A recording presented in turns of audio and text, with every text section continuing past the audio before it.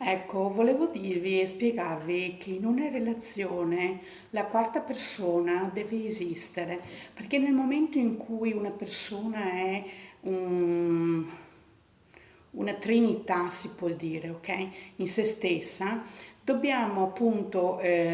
avere qualcuno con cui interloquire. Interloquire con qualcuno ci dà a ognuno la possibilità di una crescita individuale dove ognuno può espandere se stesso e trovare una dimensione diversa che può essere riferita al proprio essere.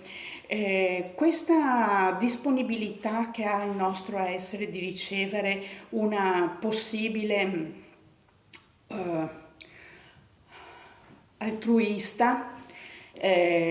convenevole, che si può anche decidere e scegliere se tenere o non tenere, se farne uso o non farne uso, modificare o in modo che l'opinione possa essere elaborata e anche studiata e nel caso anche evacuata nel modo più consono. Non sempre tutto quello che ci viene detto dalle quarte persone, cioè dall'estraneo, noi dobbiamo far sì che sia il nostro pensiero. Il più delle volte dobbiamo invece ostacolare questa cosa e metterci in condivisione con noi stessi per dare possibilità alla nostra capacità di scelta di, nel momento in cui uno sceglie, nel momento in cui una persona invece, c'è Didi che viene qui con me, nel momento in cui invece una persona trova che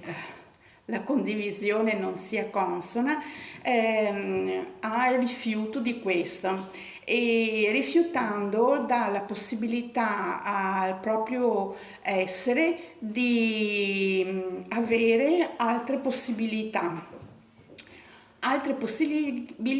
che danno ad ognuno la facoltà di scegliere cosa fare. Ciao ciao!